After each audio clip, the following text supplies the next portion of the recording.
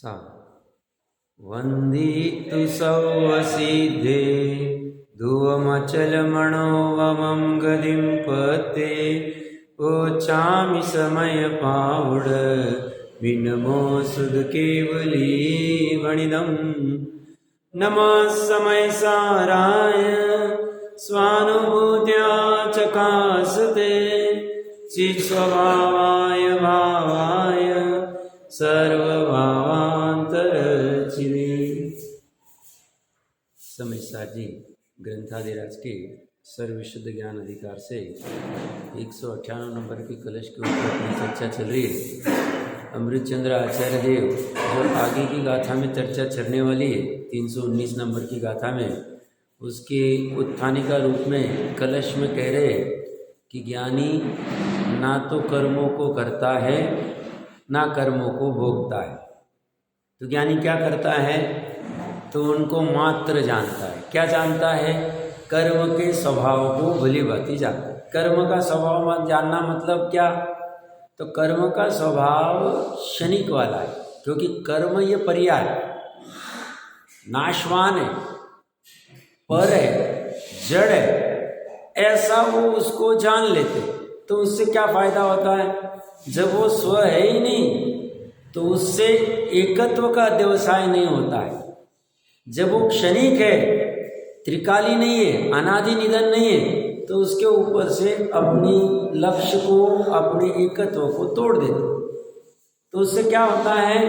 वो अनुकूलता वाला कर्मफल या प्रतिकूलता वाला कर्मफल आके खिर जाता है, जिसे अविपाक निर्जरा कह सकते हैं। उदय में तो आया बट फल नहीं दिया। मतलब नहीं, विपाक मतलब फल। तो फल कैसे नहीं दिया? हम उसके साथ जुड़े ही नहीं। और ऐसा करने मात्र से वह कर्मों के कर्ता नहीं होते हैं, कर्मों के भोक्ता नहीं होते हैं, वेदन नहीं करते। सामान्यतः हम जैसे जीवों को थोड़ा सा आश्चर्य लग सकता है, ऐसा कैसे हो सकता है पॉसिबल? ये भेद ज्ञान की सफलता है। भेद ज्ञान की क्या सफलता है? भेद ज्ञान इतना गजब का हो गया है, जैसा है वैसा जानने की उसकी समझ हो गई। मतलब जैसे अभी युधिष्ठिर आदियों को 2 बार वनवास जाना पड़ा, एकांत छिप छिप के रहना पड़ रहा। किसी को नर्तकी बनना पड़ रहा है, किसी को रसोईया बनना पड़ रहा है, किसी को क्या करना पड़ रहा है, सब प्रकरण देख लेना चाहिए। अब ये सम्यक दृष्टि जीव है। ऐसा थोड़ी है कि केवल ज्ञान होने के पूर्व में सम्यक दर्शन हुआ था। सम्यक दर्शन तो था ही पहले। सम्यक दृष्टि जीव वो वनवास को भोगते हुए भी उसको नहीं भोग रहे, तो कर्मफल को भोग नहीं रहे। कैसे भोग नहीं रहे? वो भली भांति जानते हैं उनकी ज्ञान की पर्याय कि ये जो भी कोई प्रलंबन चल रहा है वनवास आदि में जाने का, उसमें जो भी कोई आकुलता हो रही है, जो वो कोई विपरीतता आ रही है, प्रतिकूलता हो रही है, ये सब पुद्गल में, शरीर में, पर में हो रही है। अनंत गुणों के समरूप द्रव्य में कुछ भी नहीं हो रहा। और निचली भूमिका में, पर्याय में, कमजोरीवश जो कोई खेद हो रहा है, युधिष्ठिर आदि को खेद भी तो होगा ही ना, निचली भूमिका में होता है, चौथे गुण स्थान आदि में। बट ये वह क्षणिक वाला है, मेरा नहीं है, ये त्रिकाली स्वभाव नहीं है, ऐसा वो जानते उसी समय। और उसकी वजह से उस समय जो नए कर्म बन रहे, जो अस्थिरता है निचली भूमिका में, वो कर्म अनंतानुबंधी वाले नहीं बन रहे हैं, अनंत संसार का कारण नहीं। तो उससे क्या होता है? ऑटोमेटिकली संसार घटने लग जाता है। उससे क्या होता है? उससे थोड़े काल में समूल कर्मों का नाश करके वह मुक्त अवस्था को प्राप्त हो जाए। यही यही मार्ग है और कोई दूसरा मार्ग नहीं। और ये मार्ग को जानने की सामर्थ्य ज्ञान के पर्याय में, ज्ञान इसको जान सकता है। हाँ, ये जो कह रहे हैं आचार्य देव आदि, ये भली बात ही ऐसा ही मार्ग है और अन्य कोई मार्ग नहीं, दूसरा कोई उपाय ही नहीं। उपाय क्या? तो भेद ज्ञान से स्व को जान लिया और इन कर्म के स्वभाव को जान लिया। कर्म के उदय आते जा रहे हैं, ये जानते जा रहे हैं, शक्ति बढ़ाते जा रहे हैं और फिर एक समय ऐसा आया सभी कर्म का नाश हो, समूल नाश हो। अनुकूलता का भी ऐसा ही है। अनुकूलता में भी ज्ञानी जीव जुड़ते नहीं। मतलब अनुकूलता में प्रथमान योग में हम देखेंगे तो जैसे चक्रवर्ती आदि के रत्न आदि उत्पन्न होते, निधि आदि प्राप्त होती, ये सब होते हुए भी वो उसको अपना स्वभाव नहीं जानते। वो एकमात्र अनंत गुणों के समरूप शुद्ध स्वभाव को ही अपना जानते, अपना मानते। और उसकी वजह से उदय में, कर्म का उदय हो रहा है, चक्रवर्तीत्व का, यश नाम कीर्ति का, उसके उदय में बाहर में सब चल रहा है। 32,000 राजा हाथ जोड़ के खड़े, नवरत्न 14 रत्न, 9 निधि आदि सब तैयार हो रहे, सेनापति आदि जो उजली कर रहे, सब कुछ हो रहा। बट ये होते हुए भी उसके वो तमाशगीर बन रहे। कैसे? जानने देखने पूर्वक।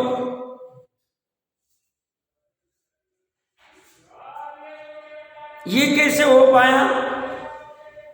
उन्होंने 3 लोक 3 काल में एकमात्र अपने ज्ञायक स्वभाव को ही अपना जान लिया है, मान लिया है, और उसी में मेरा कल्याण है, उसी में मेरा सुख है, उसी में मेरी अनाकुलता है, उसी में मेरा स्वारस्य है। ये उन्होंने भली भांति जान लिया। किन्होंने? ज्ञानियों ने। कैसे जाना? वेद ज्ञान कर, निर्णय कर।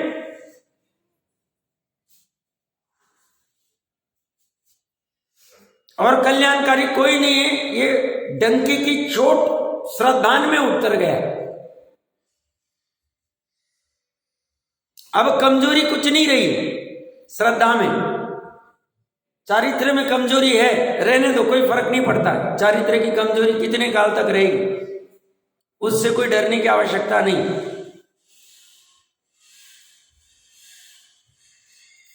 एक तरफ सनत चक्रवर्ती को कुष्ठ रोग की प्रतिकूलता आ रही है, कामदेव जैसे सुंदर व्यक्ति को या श्रीपाल जैसे व्यक्ति को, कामदेव जैसे या तदभव मोक्षगामी को, उसके तमाशगीर बन रहे। तमाशगीर ऐसा नहीं कि मुनि बनने के बाद में जो वादिराज मुनिराज ही सिर्फ कर सकते, ऐसा नहीं, गृहस्थ भी कर पा रहे। गृहस्थ कह रहा हूं मैं, 4थे गुणस्थान वाला गृहस्थ। इसकी श्रद्धा ज्ञान की ऐसी कमाल। और उससे विपरीत निचली भूमिका में, अज्ञान अवस्था में ये जीव को थोड़ा सा कुछ हो जाए, अनुकूल या प्रतिकूल, तुरंत डिस्टर्ब हो जाता है। थोड़ा सा कोई मुनाफा आ जाए, अच्छा धंधा हो जाए, उछल जाता है। थोड़ा सा नुकसान हो जाए, डाउन हो जाता है। ऐसा होता ही श्रद्धा आदि में होता ही नहीं ज्ञानियों। 576 नंबर पेज के ऊपर हमने श्लोकार्थ पढ़ा था। देखिए क्या कह रहे, ज्ञानी कर्मों को न तो करता है और न भोगता है, वह कर्म के स्वभाव को मात्र जानता है। कर्म के क्षणिक स्वभाव को, कर्म के जड़ स्वभाव को, कर्म के पर स्वभाव को मात्र जानता ही है। ही लगा दिया है सम्यक एकांत। और कर्म को न तो करता है न तो भोगता है, ये ज्ञान और श्रद्धा की अपेक्षा से कहा, और अनंत अनुबंधी के अभाव की अपेक्षा से कहा। इस प्रकार मात्र जानता हुआ करने और भोगने के अभाव के कारण ना करता है ना भोगता है, दोनों के अभाव के कारण शुद्ध स्वभाव में निश्चल ऐसा वह वास्तव में मुक्त ही है। चौथे गुण स्थान में मुक्त कह दिया अध्यात्म ने। द्रव्य मुक्त कब होगा? सिद्ध अवस्था में। भाव मुक्त कब होगा? अनंत अवस्था में। और कषाय मुक्त कब होगा? 12वें गुण स्थान में। और दृष्टि मुक्त कब होगा? चौथे गुण स्थान। चौथे गुण स्थान में दृष्टि मुक्त हो गया। अब उसे संसार रहा ही नहीं। क्यों? उसने मुक्त स्वभाव को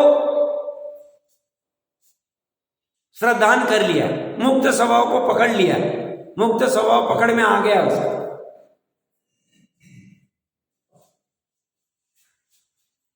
उसकी परिणति में अभी संसार रहा ही नहीं। और मान लो सम्यक दर्शन होने के बाद में वापस मिथ्यात्व में गिर भी जाए तो भी उसका ज्यादा जोर नहीं चले, फिर से ऊपर आ जाए, फिर से हो जाए, फिर कोई बाधा नहीं। एक बार ग्रंथि भेद की आवश्यकता, एक बार अंतर मुहूर्त काल की, ज्यादा नहीं। प्रथम सम्यक दर्शन की जरूरत। अनादि संसार का नाश करने के लिए अगर मुक्त होना है अध्यात्म की अपेक्षा से, तो कह रहे अनादि काल से एक भी बार सम्यक दर्शन नहीं किया होगा तो एक बार अंतर मुहूर्त के लिए वेद ज्ञान पूर्वक अपने ज्ञानानंद स्वभाव का दर्शन कर लो, श्रद्धान कर लो, प्रतीति कर लो, जान लो, अपने तो रूप से मुक्त हो गया, मुक्त हो। और ये गलत नहीं, अपेक्षा समझना। करनानियों के पास जाएंगे तो बोलेंगे मुक्त कब हुए, तो बोलते सिद्ध अवस्था प्रकट होने के बाद, 14वें गुण स्थान के बाद कहेंगे। चरनानियों कब कहेगा? वो तो कहे मुनि बन गए, सिद्धों की तलहटी, मुक्त हो गए। अध्यात्म चौथे में मुक्त कर दे रहा, कोई बाधा नहीं, अपेक्षा समझ ले, विरोध नहीं। भावार्थ में जयचंद जी साहब कह रहे हैं ज्ञानी कर्म का स्वाधीनतया करता भोगता नहीं, मात्र ज्ञाता ही है। इसलिए वह मात्र शुद्ध स्वभाव रूप होता हुआ मुक्त ही। स्वाधीनतया का अर्थ हो के नहीं कर रहा, खुश नहीं हो रहा, ये करने में मजा नहीं आता, मजबूरी अलग है। कल कह रहा था ना, ये भरत की मजबूरी, उसे निकलना पड़ रहा है। भरत का ये कोई गौरव नहीं। हम जैसे जीवों को क्या होगा, कोई अगर कह ले चलो थोड़ा सा घूमने जाना है तो हम हो के जाते, हो के प्लानिंग करते, हम हो के अपने को प्लानिंग करना नहीं, गेट टुगेदर करना है, नहीं अपनी लायंस क्लब की मीटिंग करनी, नहीं अपने को ये करना है, हम हो के करेंगे निचली भूमिका में। इनका मजबूरी में होगा सब, वो भी तो हो के वन क्रीड़ा को जा रहे, उनको उसमें सुख नहीं भाषित हो रहा है, हमें सुख भाषित हो रहा है, हमें उपादेयता भाषित हो रही, हमें लग रहा है इस विषय से मैं सुखी हो रहा हूं, उनको फील ही नहीं हो रहा, उनको संकट नजर आ रहा है, कमजोरी की वजह से जो कुछ हो रहा है उसमें खेद हो रहा है। तो ये क्या कह रहे हैं? स्वाधीनतया कर्ता भोक्ता नहीं, मात्र ज्ञाता ही है, इसलिए वह मात्र शुद्ध स्वभाव रूप होता हुआ मुक्त ही है। शुद्ध स्वभाव रूप परिणमित हुआ है पर्याय में, और उसकी वजह से मुक्त ही है। ही लगाया मतलब ये सही है, ही लगाया, बार बार देखना चाहिए। कर्म उदय में आता भी है, फिर भी वह ज्ञानी का क्या कर सकता है? कुछ नहीं कर सकता। देखिए अभी आपने कहा भरत जी को मजबूरी में करना पड़ रहा, और हम जो है बुद्धिपूर्वक करते हैं। हम मतलब अगर अज्ञान अवस्था होगी तो हाँ है, तो दोनों ही बुद्धि का व्यापार, हाँ दोनों ही बुद्धि का व्यापार कर रहे हैं। एक बुद्धिपूर्वक कर रहा है मजबूरी में कर रहा है। हाँ ठीक है, बराबर कह रहे हैं, सही कह रहे हैं, ऐसा ही है। मतलब अज्ञान अवस्था में बुद्धिपूर्वक होता है, ज्ञानी अवस्था में कर्म के उदय की कमजोरी वश होता है। उदय ऐसा बलवान है और नैमित्तिक रूप में अपना वैसा भाव हो जाता है। जब उसको मजबूरी में हो रहा है तो उस कर्म से जुड़ तो रहा है, कर्म से जुड़ तो रहा है कि कर्मोदय से, कर्मोदय से क्या हो रहा है? जीव जुड़ रहा है, जुड़ा कर रहा है। नहीं, यही तो फर्क है, ज्ञानी का फर्क है। ज्ञानी की ज्ञान की पर्याय उससे जुड़ती नहीं, ज्ञानी की श्रद्धा की पर्याय उससे जुड़ती नहीं। चारित्र हो के कर रहा है, चारित्र को इच्छा उत्पन्न हुई 6 खंड जीतने की, युद्ध करने की, या जो भी कोई इच्छा हुई होगी, पर श्रद्धा ज्ञान के न जुड़ने की वजह से उसको जुड़ना नहीं कहा जाए। और अज्ञानी के श्रद्धा ज्ञान भी वहां जुड़ रही उपादेय बुद्धि से, ये फर्क है। मेन फर्क श्रद्धा ज्ञान में ही पड़ा है। चारित्र में तो 10वें गुण स्थान तक गड़बड़ रहेगी। तो ये कह रहे फिर भी वो ज्ञानी का क्या कर सकता है? जब तक निर्बलता रहती तब तक कर्म जोर चला ले। निर्बलता है तो करने दो कर्म को, क्या फर्क पड़ता है। किंतु ज्ञानी क्रमशः शक्ति बढ़ाकर अंत में कर्म का समूल नाश करेगा ही। कल मैंने थोड़ा सा कहा था कि ज्ञानी क्रमशः शक्ति बढ़ाकर अंत में कर्म का समूल नाश करेगा ही। मतलब क्या कहना चाह रहे हैं? कोई प्रयास करना है तो कर सकते हैं।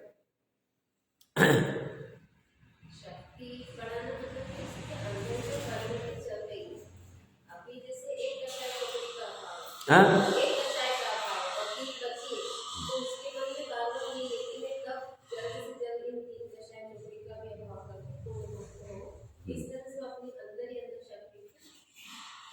बराबर बराबर, मतलब वो क्या है, अपनी परिणति में घन हो रहा है, स्थिर हो रहा है, अस्थिरता घटती जा रही है।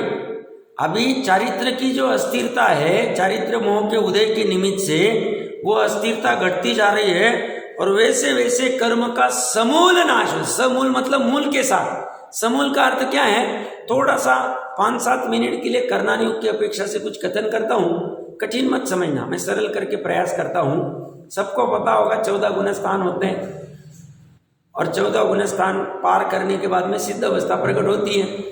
पहला गुण स्थान मुख्यतः अज्ञान अवस्था का कहा गया, मिथ्यात्व अवस्था का कहा है। चौथे गुण स्थान से मोक्ष मार्ग कहा गया, सम्यक दृष्टि कहा है।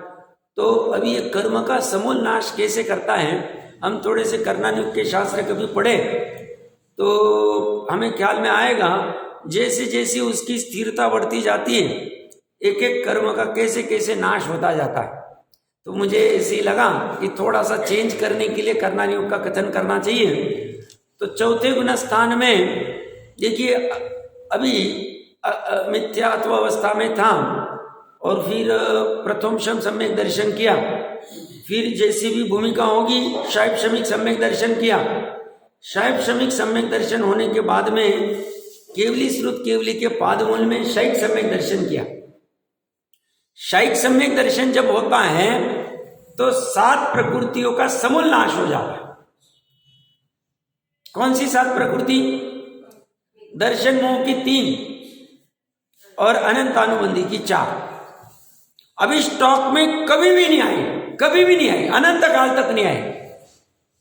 शैव सम्यक दृष्टि चौथे गुण स्थान में हो सकता है। जैसे भरत जी आदि, शांतिनाथ आदि, राम आदि, ये चौथे गुण स्थान में शैव सम्यक दृष्टि थे।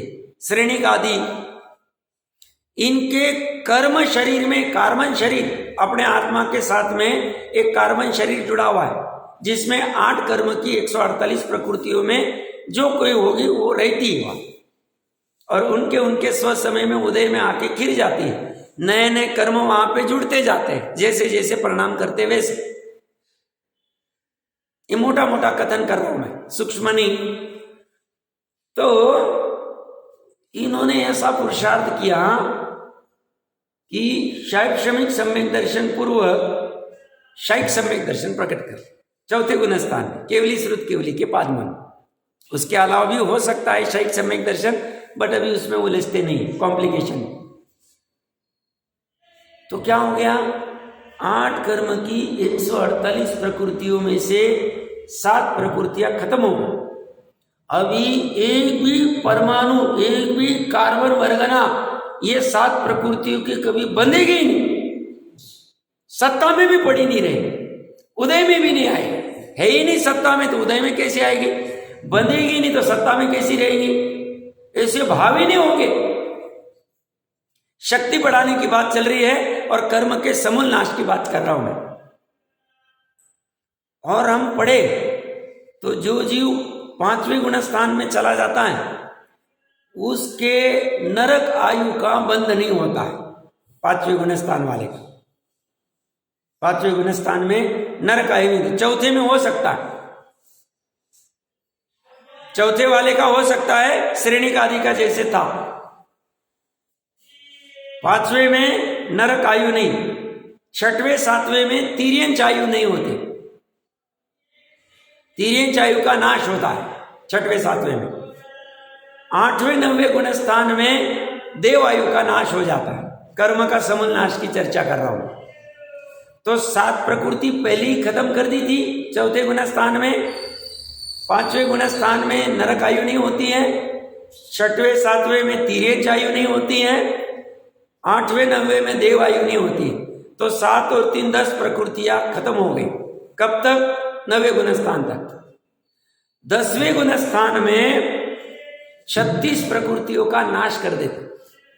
शपक श्रेणी चढ़ने वाला जी, जो अभी बस अंतर्मुहूर्त में केवल ज्ञान करने वाला है, वह जीव 10वें गुण स्थान में आते ही 36 प्रकृतियों का समूल नाश कर। कौन सी 36 प्रकृतियां? नरक गति, नरक गत्यानुपूर्वी, तिर्यंच गति, तिर्यंच गत्यानुपूर्वी, विकल्त्रय, 2 इंद्रिय, 3 इंद्रिय, 4 इंद्रिय, कभी बनेगा ही नहीं। अभी कार्बन शरीर में स्टॉक में ही नहीं, हमें आंखों से दिख नहीं रहा है, केवल ही कह रहे हमने जान लिया ऐसा होता है, और हम आगम प्रमाण से देख रहे। हम भी जब केवल ज्ञान कर लेंगे हमें भी जानने में आ जाए। 36 प्रकृतियों का शक्ति बढ़ाते गया, शक्ति बढ़ा के क्या हुआ, पहले 10 प्रकृतियां खत्म कर दी, अब ये 36 कर दी, 46 प्रकृतियों का नाश। तो 36 में है नरक गति, नरक गत्यानुपूर्वी, तिर्यंच गति, तिर्यंच गत्यानुपूर्वी, विकल्त्रय, 2 इंद्रिय, 3 इंद्रिय, 4 इंद्रिय, इनका नाश कहां होगा? 10वें गुण स्थान में।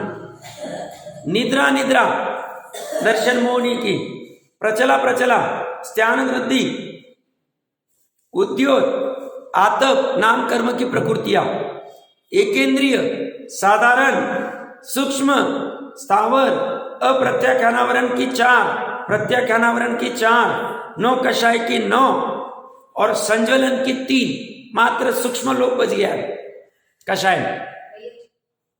आपने बोला कि 6वें गुण स्थान में तिर्यंच प्रकृति का फल नष्ट हो जाता है, और अभी आपने बताया कि 9वें गुण स्थान में विकल्त्रय का नष्ट होता है, तो विकल्त्रय में तिर्यंच नहीं आएगा? नहीं, बट तिर्यंच आयु नहीं बांधेगा। अच्छा प्रश्न है आपका। वो जो 6वें 7वें में तिर्यंच आयु का बंद नहीं करेगा, स्टॉक में पड़ी तो पड़ जाएगी और फिर खिर जाएगी, उदीर्ण होगी, ऐसा ये कहना चाह रहे। बराबर है, अच्छा प्रश्न है कि 2 इंद्रिय, 3 इंद्रिय, 4 इंद्रिय और 1 इंद्रिय, इनका तो अभाव होता है, बट ये प्रकृतियां है नाम कर्म की। और वो जो 6वें 7वें में नाश किया था वो थी आयु की, 6वें में, मतलब 6वें गुण स्थान वाला जीव तिर्यंच आयु का बंध नहीं करेगा। अब कोई 6वें से नीचे गिर गया और आयु का बंद होना है तो तिर्यंच आयु का बंद कर सकता है, बट 6वें गुण स्थान और उसके ऊपर वाले तिर्यंच आयु का बंध करेंगे ही, ये वो कहना चाहिए ऐसा। अब संज्वलन लोक की एक ही प्रकृति बच गई। 12वें गुण स्थान में जब ये आया तो संज्वलन का लोभ भी खत्म हो गया। 10वें गुण स्थान तक संज्वलन लोभ रहता है। तो अभी उसने 10 प्रकृतियां प्लस 36 46। 12वें गुणस्थान में सूक्ष्म लोभ नहीं है, उसका नाश कर दिया 10वें में ही। 47 प्रकृतियां 12वें गुणस्थान में अभी है ही नहीं, समूल नाश होगा, कार्बन शरीर में होगी ही नहीं।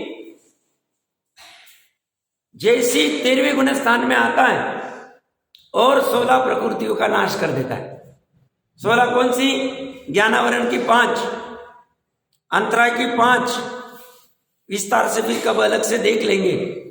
दर्शनावरण की 4, निद्रा और प्रचला, इनका समूल नाश कर दे।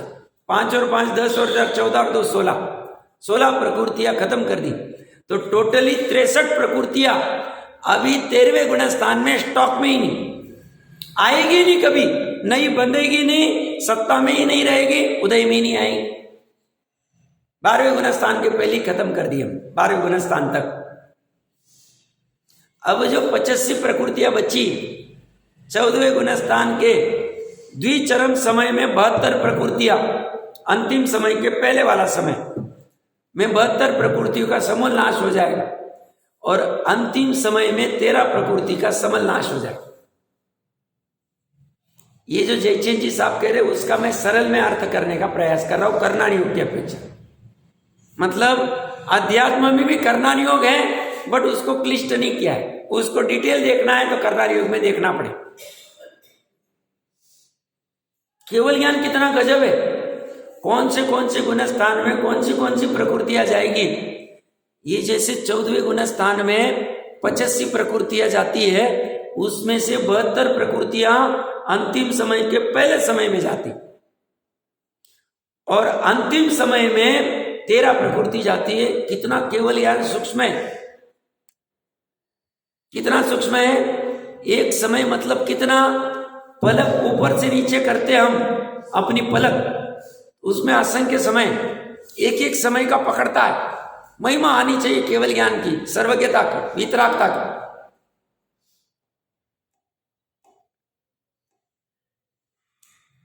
ये कौन सी कर्म है, कितने कर्म हैं, उनकी प्रकृतियां कितनी, 8 कर्म 148 प्रकृतियां।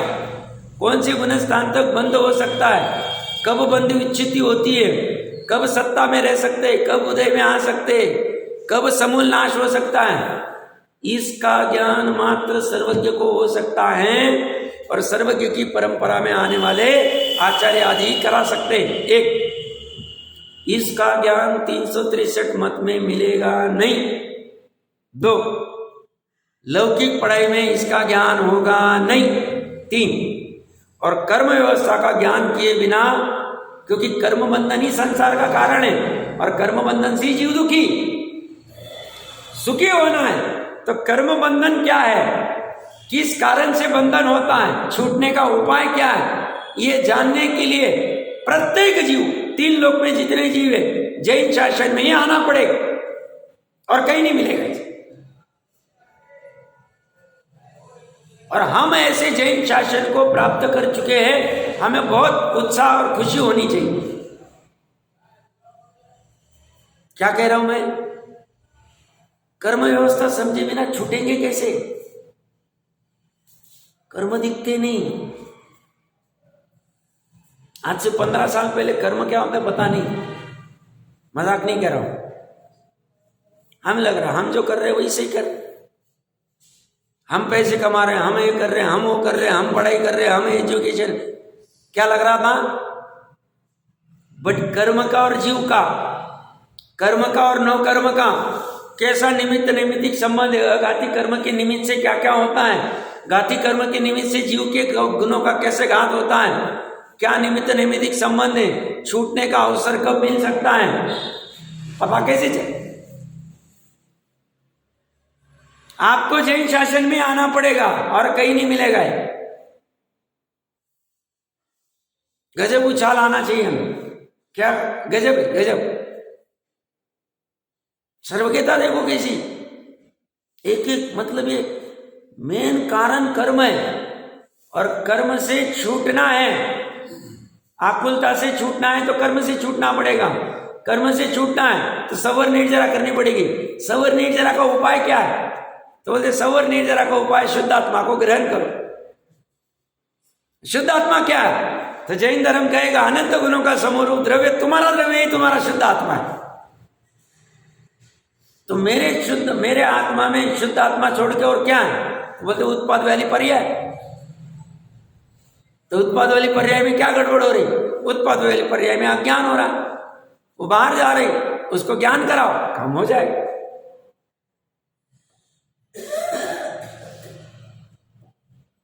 कहां से प्रकरण चल रहा है? 14वें गुण स्थान के द्विचरम समय में 72 प्रकृतियों का नाश होता है और अंतिम समय में 13 प्रकृतियों का नाश करके सिद्ध अवस्था प्रकट कर लेते। प्रकरण कहां से चला? कर्म का समूल नाश करता है। कैसे करता है? अपनी शक्ति को बढ़ाकर। शक्ति को कैसे बढ़ा? स्थिर होता जा रहा है स्वभाव में, निश्चल होता जा रहा है, निश्चल अचल, डिगता नहीं। 3 लोग कुछ भी हो जाए ये डिगेगा नहीं। और उसके पहले जयचंद जी साहब क्या लिख रहे हैं? जब तक निर्बलता रहती है तब तक कर्म जोर चलाने दो उसको। बट जैसे जैसे निर्बलता हटती जाएगी, सामर्थ्य बढ़ती जाएगी, स्थिरता होती जाएगी, शक्ति बढ़ती जाएगी। शक्ति कहां बढ़ रही?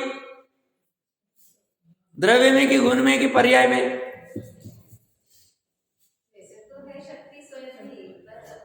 पर्याय में ही शक्ति बढ़ रही, द्रव्य गुण में शक्ति बढ़ाने की गरज ही नहीं। क्यों? गुणों में शक्ति जैसी अनादिकाल पहले थी, आज भी वैसी ही और अनंत काल तक वैसी रहेगी, परिपूर्ण। गुणों में कोई कमजोरी नहीं, गुणों के समरूप द्रव्य में कमजोरी नहीं। कमजोरी कहां? पर्याय। पर्याय की कमजोरी हो जाएगी तो क्या फर्क पड़ा? हो जाएगा।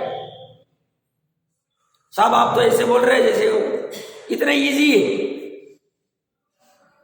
बस हमारी भावना होनी चाहिए, भावना हो जाएगी तो काम हो जाए। क्यों? पर्याय अपनी। पर्याय को जिसको दृष्टि में लेना वो द्रव्य अपना, फिर प्रॉब्लम क्या है? पराधीनता ही नहीं कुछ भी नहीं। साहब इतने सारे शास्त्रों का ज्ञान होगा तभी होगा, इतना हम दान करेंगे तभी होगा, इतना हम तीर्थ यात्रा करेंगे तब होगा, इतना तप करेंगे तब होगा, इतना कुछ भी नहीं। इतना धन होगा तो होगा, कुछ भी नहीं। इसको पैसा भी नहीं चाहिए, ना इतने करोड़ का दान करने की जरूरत है, ना इतना तप करने की जरूरत है, ना इतना। बस ये कह रहे भावना। स्वाध्याय भी क्यों? क्योंकि तत्व निर्णय करने के लिए खुराक स्वाध्याय चाहिए, इसलिए मजबूरी में बीच में खड़ा किया। अभी जिसको निसर्ग सम्यक दर्शन होता है बिना कोई उपदेश के, बिना किसी ने उपदेश दिया, तो कैसे होगा? पूर्व में करके आया होगा तो आया होगा, अब आता है तो देखता है तो हो जाता है, काम हो जाता है। निसर्ग सम्यक दर्शन। अब हमने पूर्व में नहीं उतना विस्तार से समझा होगा, भली बात है, तो हमें कहा जाएगा भावना, स्वाध्याय और तत्व विचार, और चौथी चीज ही नहीं चल रही। तो द्विचरम समय में जो 72 प्रकृतियों का नाश करता है उसमें 5 शरीर, 5 बंधन, 5 संगात, 5 संस्थान, 6 सहनन, 3 अंगोपांग, ये सब स्टॉक में पड़े रह सकते हैं, खत्म करता है। एक समय में सब खत्म हो। 8 समय में तो केवली समुद्रघात कर लेंगे, 3 लोक में व्याप्त भी हो गए, वापस भी आ गए। 8 समय में कौन से समय में कपाट होता है, कौन से समय में क्या होता है, ये ज्ञान केवल ज्ञान में झलक रहा है। केवल ज्ञान ने कौन सी दूरबीन लगाई, कौन सा टेलीस्कोप लगाया, कौन सा कैमरा लगाया, कौन सा वीडियो लगाया? कुछ भी नहीं। ज्ञान का वीडियो, ज्ञान का कैमरा, ऐसे ज्ञान का कैमरा हमारे पास होते हुए भी हमें महिमा क्या दे? सब 10 मेगापिक्सल का, सब 15 मेगापिक्सल का। अरे भैया इसको क्या कर, ये जो खींचेगा इसकी क्या बात, अंदर वाला ज्ञान, उसकी महिमा आनी चाहिए। हमारे ज्ञान की महिमा आनी चाहिए। जो 10 मेगापिक्सल को ढूंढने वाला कौन है? ज्ञानी, निमित्त रूप में। इस ज्ञान की महिमा आनी चाहिए।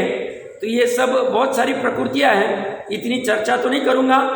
अंतिम समय में 13 प्रकृतियों का जो नाश करता है, 72 प्रकृतियों तो शास्त्र से देख लेना, 13 प्रकृति में 2 में से कोई भी एक वेदनीय। मनुष्य गति अनुपूर्वी, क्यों? मनुष्य गति अंत तक चल रही, मनुष्य के भव से मुक्त होगा। मनुष्य आयु, तीनों के तीनों, मनुष्य आयु, मनुष्य गति अनुपूर्वी, तीनों के तीनों का नाश अंतिम समय में होगा। 13 प्रकृतियों में ये है पंचेंद्रिय, सुबह, त्रस, बादर, पर्याप्त, आदेय, यश, तीर्थंकर और उच्चकोट। ऐसी 13 प्रकृतियों का नाश करके उसी समय सिद्धालय में विराजमान हो जाओ। अब आज के लिए हमारा होमवर्क क्या? हम भी जब कभी सिद्ध अवस्था में जाएंगे, हमारा क्या क्या होगा, कैसे होगा? आगम क्या कह रहा है? एक समय में पहुंच जाएंगे हम, 7 रज्जु, हाँ पहुंच जाएंगे, और अनंत काल के लिए अव्यवहार सुख में विराजित हो जाए। सब डर नहीं लगता है, डर क्या लगता है? अव्यवहार सुख मिलने वाला, सब गारंटी। किसकी गारंटी? कुंद देव की गारंटी। मैं अपने निज वैभव से दिखाऊंगा, गारंटी दे रहे। बाहर वाले तो गारंटी फंसाने वाले, पंचम काल वाले, फिर भी अपने को गारंटी ले लेते अपन, और ये फंसाने वाले नहीं, ये भी है पंचम काल वाली, बट ये अच्छे जीव, ये गारंटी दे रहे, और ये गारंटी पे अपने को विश्वास नहीं होता। अपने को लगता है वह क्या करेंगे, कैसे बैठे रहेंगे, क्या होगा हमारा, वहाँ खाने पीने को कुछ नहीं, एसी कूलर नहीं, सोफा नहीं, मर्सिडीज नहीं, पैसा नहीं, घूमना फिरना नहीं, एक ही जगह पे अनंत काल के लिए बैठे रहना, क्या होगा? वो कह रहे भैया तू समझता क्या है, ये तो तेरे सब रोग है। जो तुझे घूमने फिरना अच्छा लगता है, मर्सिडीज अच्छी लगती है, सोफा अच्छा लगता है, जो कुछ अच्छा लगता है तुझे, ये तो तेरे पीड़ा का उपाय है, रोग का उपाय है। क्या रोग हुआ? इच्छा रूपी रोग हुआ कि मेरे को मर्सिडीज रहेगी तो मैं सुखी होऊंगा, मारुति 800 में मुझे सुख नहीं मिलता है। मेरे पास सोफा होगा तो मजा आएगा, वो प्लास्टिक की चेयर में मुझे अच्छा नहीं लगता है, उसमें मेरी कमर दुखती। ये रोग क्या हुआ? ये इच्छा और रोग हुआ। वहां कोई रोग ही नहीं, वहां कोई कमी ही नहीं, वहां तो सुख उत्पन्न होते जा रहा हर समय, अव्यवाद सुख।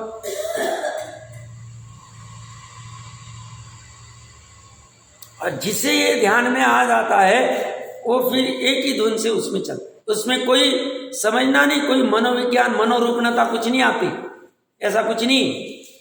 इसमें तो और उछाल आता है, अच्छे से पकड़े तो। इसमें ना हमें कोई डिप्रेशन आना चाहिए, हमें तो लगना चाहिए काम तो इसी से हो, अरे करने जैसे। डिप्रेशन का क्या है इसमें? क्या छूटा, क्या हमने लाया क्या था? जब हम मां के गर्भ से बाहर आए, लाया क्या था? क्या छूटने वाला? और जाते वक्त तो आते वक्त तो भी शरीर लेके आए थे, मां के गर्भ से बाहर आते वक्त। जाते वक्त तो शरीर भी लिया जाए, वो यहाँ पे ही जलाया जाए, और कुछ भी नहीं, कपड़े वपड़े भी सब यहीं पे खत्म हो जाएंगे, आभूषण सब। तो क्या टेंशन क्या लेना? तो फिर सब छोड़ के ही जाना है। आत्मा के साथ कार्बन शरीर उपचार से आएगा तो आने दो उसको, बाकी तो सब छोड़ के ही जाना है। तो ये छोड़ने के पहले ही ये छूटा छुटाया जो स्वभाव है उसको तो जान ले, कैसा है अद्वितीय स्वभाव, इसको जान लेना चाहिए। उसकी शक्ति बढ़ानी चाहिए, स्थिरता बढ़ानी चाहिए। ये जो ये कह रहे ना कि ज्ञानी क्रमशः शक्ति बढ़ाता है, पहले चौथे गुण स्थान में 6 माह में शुद्ध उपयोग करता था, ज्यादा से ज्यादा। उसके पहले भी कर सकता है, कोई बाधा नहीं है, पुरुषार्थ करे तो। फिर 5वें गुण स्थान में 15 दिन से लेके 1 मुहूर्त के बीच में कर देता है, जैसी जैसी भूमिका हो। और 6वें 7वें गुण स्थान में हर अंतर मुहूर्त में आता जाता। शुद्ध उपयोग शुभ उपयोग, शुद्ध उपयोग शुभ उपयोग, शुद्ध उपयोग शुभ, चलता रहता। और वो करते करते क्या हो जाता है, जैसे हम ये ठंड के दिनों में गाड़ी को किक लगाते लगाते एकदम चालू हो जाती है ना, तो ऐसे ही ये छठवां सातवां करते करते शबक श्रेणी चढ़ के केवल ज्ञान कर लेते, फिर अभी मात्र शुद्ध उपयोग होगा, अभी कुछ भी नहीं होगा, अभी अनंत काल के लिए शुद्ध उपयोग रहेगा, शुभ और अशुभ उपयोग होगा ही नहीं। शक्ति कैसे बढ़ाई? 6 माह से 15 दिन, 15 दिन से एक मुहूर्त से अंतर्मुहूर्त से अनंत काल, ये शक्ति बढ़ानी। और करा क्या रहे ये सब करके? अपने स्वभाव में लीन होने को कह रहे, और कहीं लीन नहीं होने को। वो कह रहे पक्का निर्णय करो। अच्छी चर्चा थी।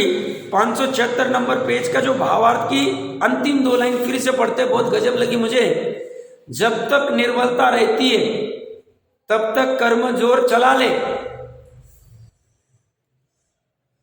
किंतु ज्ञानी क्रमशः शक्ति बढ़ाकर अंत में कर्म का समूल नाश करेगा ही। कितनी बार ही लगा रहे, ज्ञानी करता ही करके रहेगा काम। अच्छी चर्चा चली। अब इसी अर्थ को पुनः दृढ़ करते हैं। अब जो चर्चा करके आए वही है, इसलिए इसको सरसरी नजर से देख सकते हैं। एक बार 577 नंबर पेज पे 319वीं गाथा पढ़ेंगे। 320वीं गाथा जो फेमस गाथा है, जैसे नाचार्य देव की विशेष टीका, उसमें तो अभी और चर्चा करेंगे। एक बार इसका पाठ करते हैं। न विकुवधि न विवेयधि नानी कम्माई बहुपयाराई जानधि पुण्य कम्म फलम बंधम पुण्यम च पावम च।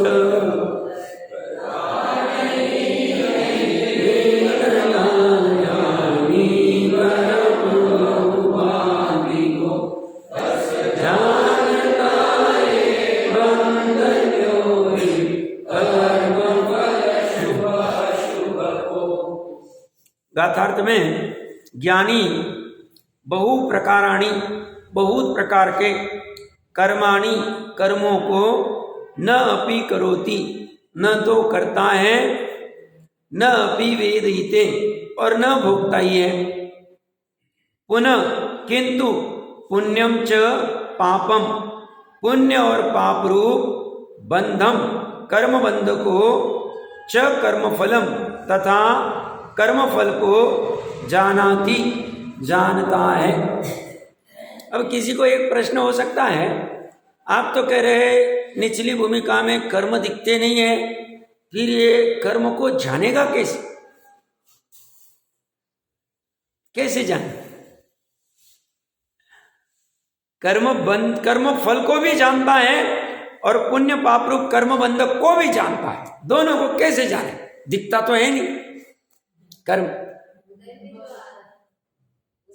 उसका ज्ञान करके वो जान रहा है कि जो मेरे ऊपर में पुण्य पाप था, मैंने पहले काले के उसका जो फल शुभ या अशुभ रूप में आता है, उसका ज्ञान करके वो जान रहा है। और बांधता है उसको। उसमें पहले जैसे मैं बांध के आया हूँ, यही मेरे उदय में आ रहे हैं, क्योंकि मैंने बांधे तो ही मेरे उदय में आ रहे हैं। हाँ, नहीं, इसमें क्या है, श्रुति ज्ञान की ऐसी सामर्थ्य है जो परोक्ष रूप में कर्म बंध को और कर्म फल को दोनों को जान सकती। आप कहेंगे कैसे? तत्वार सूत्र का सूत्र है कि तत्वार सूत्र कहता है कि मति श्रुति ज्ञान 6 द्रव्यों को विषय करता है। 1, ये कर्म तो पुद्गली, तो उसमें कोई बाधा नहीं। 2, तीसरा है उसका जब वो राग द्वेष का भाव होता है, जो भी शुभ या अशुभ राग का या द्वेष का जो भी भाव होता है, मिथ्या तो रहा नहीं अभी ज्ञानी को, तो वो भाव को भी ज्ञान जानता है। उस भाव के निमित्त से जो नया कर्म बंधा है, ये ज्ञानावरण इतना बंधा, दर्शनावरण इतना बंधा, इतना एग्जैक्टली तो नहीं जानता है, बट परोक्ष रूप से जान लेता है कि ये भाव के निमित्त से कर्म बंधे हैं। 2, बट वो कर्म मेरे अंदर में नहीं बंधे हैं, मैं उसका कर्ता नहीं हूं, इस रूप में जानता है। दो, तीसरा क्या कर्म फल को क्या जानता है, जो पूर्व के कर्म के उदय उसी समय आ रहे हैं, तीनों एक साथ हो रहे, कर्म का उदय, जीव के मोह राग द्वेष के भाव और नए कर्म का बंध, तीनों एक साथ। तो कर्म का फल में जो भी अनुकूलता प्रतिकूलता बाहर में खड़ी हो रही, उस अनुकूलता प्रतिकूलता को भी वह पर रूप में हो रही ऐसा जानता है। कर्म जानता है तो मतलब ये उदय की अपेक्षा है कि मतलब जैसे कितने कर्म मेरे, जैसे छठे सातवें गुणस्थान में अभिज्ञानी से जान सकते हैं, इस टाइप का चौथे में भी जान लेता है क्या? नहीं, चौथे में क्या जानेगा, स्थूल रूप से जो जानना होता है ना कि मेरा ऐसा भाव हो रहा है और इस भाव से आगम में जैसा कहा है ऐसे कर्म बंध हुए होंगे, परोक्ष रूप से नए कर्म का, कर्म बंध को करता नहीं और कर्म फल को भोगता नहीं, ये चर्चा चल रही। कर्म बंध को करता नहीं, अभी चौथे गुण स्थान में कर्म बंध हो रहे हैं, हाँ हो रहे हैं ना, 41 प्रकृति छोड़ के बाकी का बंध तो हो ही रहा है। तो उस कर्म बंध को वो उपादेय बुद्धि से करता नहीं, मात्र जानता है। जानता क्या है कि मेरे चारित्र मोह के कर्म के उदय के निमित्त से जो कमजोरी की वजह जो भाव हुआ है उसके निमित्त से नए कर्म बन रहे, तो यही जानना हुआ, बस। कर्मों को नहीं पकड़ पा रहा, हाँ, कर्मों को नहीं पकड़ पाता ना कि कितने नहीं, प्रत्यक्ष तो जान ही नहीं पाता है ना, परोक्ष ज्ञान है ना, श्रुत ज्ञान तो परोक्ष ज्ञान है, मति श्रुत ज्ञान तो परोक्ष रूप से जान पाता है, एक। और दूसरा, वह कर्म फल को भी जान पाता, मतलब कि बस ऐसा हो रहा, ऐसा जानता है। क्या हो रहा है कि बाहुबली मिलने को नहीं आ रहा है, ये जान लिया। बाहुबली मिलने को नहीं आ रहा है, ये वो अच्छा नहीं कर रहा है, ऐसी अनिष्ट बुद्धि वाला नहीं जानता। इष्ट अनिष्ट बुद्धि वाला जानना किसका होता है?